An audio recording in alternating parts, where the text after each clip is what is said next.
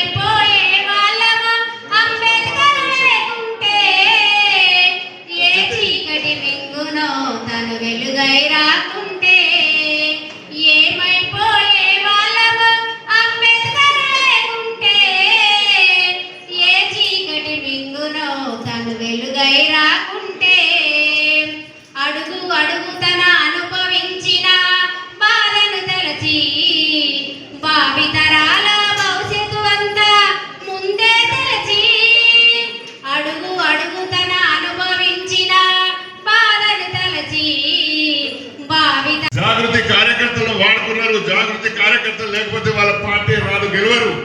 గెలిచిన తర్వాత జాగృతి కార్యకర్తలు పక్కన పెట్టేసి, కానీ ఇప్పుడు మనమే పార్టీ పెడుతుంది కాబట్టి కవితక్క గారు డెఫినెట్ మనం ఎవరి గురించే పనిచేయడం కాదు, మన కోసం మనం పనిచేసుకుందాం, తెలంగాణను కాపాడుకుందాం, సామాజిక తెలంగాణ తీసుకొచ్చుకుందాం. దానికోసం రాష్ట్ర వ్యాప్తంగా హెచ్ఎంఎస్ కూడా మీ వెంబడి ఉంటుంది. अब आगे बढ़ो, हम तुम्हारे साथ है, जो भी लड़ाई लड़ना है हम सामने रहेंगे. మేము ముందట ఉంటాం. దెబ్బలు తగ్గితే మాకు తగ్గితే మీకు తగ్గకుండా మేము చూసుకునే బాధ్యత మేము తీసుకుంటాం. కనుక ఇవాళ బలవంతంగా ఈ అరెస్టులు మానుకోండి, అరెస్టులు పక్కన పెట్టండి, న్యాయం చేయండి. ప్రభుత్వాన్ని మేము అప్పీల్ చేస్తున్నాం, డిమాండ్ చేస్తున్నాం. అప్పీల్ కాదు, డిమాండ్ చేస్తున్నాం. తెలంగాణ కాపాడుకోవాల్సిన అవసరం ఉంది. సింగరేణి కూడా సర్వనాశం అయిపోయింది, దానికోసం కూడా మనం తీసుకోవాలి. సింగరేణి అంటే మామూలు కంపెనీ కాదు. సింగరేణి కంపెనీలో మంచి ఉద్యోగాలు ఇచ్చే కంపెనీ. 1,00,000 ఉద్యోగాలు వస్తాయి, 1,00,000 ఉద్యోగాలు వస్తాయి, మంచి ఉద్యోగాలు వస్తాయి. దాన్ని కూడా అమ్మడానికి ప్రయత్నం చేస్తున్నాం. దాన్ని కూడా అడ్డుకోవడానికి మేము నైని ప్రాజెక్టు దగ్గర కూడా పోవడానికి మేము సిద్ధంగా ఉన్నాం. సింగరేణిని రక్షించుకుందాం, తెలంగాణ ఆస్తులను రక్షించుకుందాం, తెలంగాణలో ఉన్న మినరల్స్ రక్షించుకుందాం. మనకు ఎవ్వరు అప్పు ఇవ్వాల్సిన అవసరం లేదు. సింగరేణి అందరికి అప్పిచ్చే విధంగా ఈ ప్రాజెక్ట్స్ అన్ని మినరల్స్ కానీ ఏ మినరల్స్ కానీ మనం వాడుకుంటే దీన్ని అది కేవలం కవిత గారి ద్వారానే అవుతుంది. మాకు గట్టి నమ్మకం ఉంది. ఎందుకంటే కవిత గారి నాయకత్వంలో మేము చూసినాం. టీఆర్ఎస్ ఉన్నప్పుడు కూడా జెన్కో ట్రాన్స్కోలో 25,000 మందికి వాళ్ళ పెద్ద డైలాగ్ వస్తున్నారు. కాంట్రాక్ట్ లేబర్ లేరు, కాంట్రాక్ట్ లేబర్ పర్మనెంట్ చేస్తాం. ఎవ్వరు చేయలేదు. కవిత గారి నాయకత్వంలో జెన్కో ట్రాన్స్కోలో 23,000 మందికి పర్మనెంట్ చేయడం జరిగింది. ఇప్పుడు కూడా అదే పద్ధతిలో పర్మనెంట్ ఉద్యోగాలు వచ్చే విధంగా చూస్తాం. ఇవాళ ఈ ఉద్యమాన్ని వాళ్ళకందరికీ న్యాయబద్ధంగా న్యాయంగా నిజమైన బాధ్యతకు వచ్చేంత వరకు పోరాటం చేయడానికి మనం కలిసి ఉన్నాం. మేము ఎంబడి ఉంటామని నేను నాకు 2 బాధ్యతలు ఉన్నాయి. ఇప్పుడు హెచ్చరిక ఉంది, రెండోది జాగ్రత్తలు. ఏ సమస్య అయినా కొట్లాటతో వస్తుంది.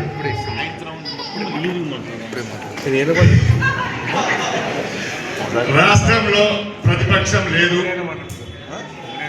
ప్రతిపక్షం కూడా అధికార పక్షం వైపు పోయింది.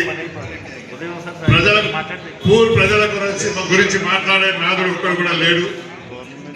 మొత్తం ఠేకేదారులు అయిపోయారు, భూ కబ్జాదారులు అయిపోయారు. ఎక్కడ జాగా కనబడితే అక్కడ కబ్జా చేసుకుందామని ఆలోచనతో ఉన్నారు. అది ఒకటే కాదు, మన రాష్ట్రంలో ఉన్న సంపదను కూడా దోచుకోవడానికి కంకణం కట్టుకున్నారు.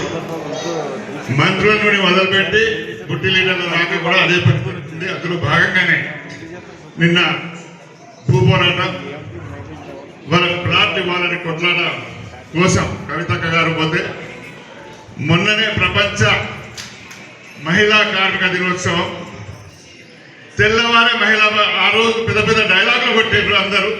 ముఖ్యమంత్రి నుండి మొదలుపెట్టి మంత్రులందరూ కూడా మహిళలకు ఇట్లా చేద్దాం, మహిళలకు అట్లా చేద్దాం అన్నారు. ఒక మహిళా నాయకురాలని ఉద్యమాన్ని ఓర్వలేక తెల్లవారే మగ పోలీసులతో అరెస్ట్ చేయడం ఇది చాలా చట్ట విరుద్ధం. ఇది మనం సహించడానికి మహిళలందరూ ఉద్యమించవలసిన అవసరం ఉంది. మహిళలకు జాగృతి హెచ్ఎంఎస్ అండగా ఉంటుందని ఈ సభాముఖంగానే తెలియపరుస్తుంది.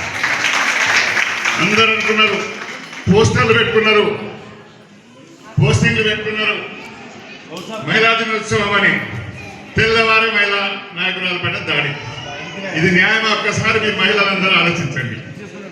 దీనికోసం ఎక్కువ ఎక్స్పోజ్ చేయాల్సిన అవసరం ఉంది. ప్రభుత్వానికి చిత్తుగా బదనాం చేయాల్సిన అవసరం మనందరిపైన ఉన్నది.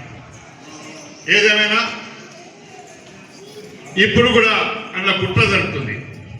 ఈ ప్లాట్ ఇవ్వడం ఇవాళ జరుగుతుంది. దాని మీద నిజ నిర్ధారణ కమిటీ వేసి అసలైన వాళ్లకు దొంగ లెక్కలు కూడా ఉన్నాయి.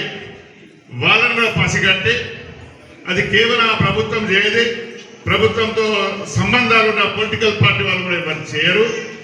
కనుక థర్డ్ పార్టీ తోటి నిజ నిర్ధారణ కమిటీ వేసి నిజమైన బాధితులకు ప్లాట్ ఇప్పించవలసిన బాధ్యత మనమందరం తీసుకున్నాం, ఉద్యమకారులను తీసుకున్నాం అనేది ఆలోచన హెచ్చరిస్తుంది. అదేవిధంగా ఇవాళ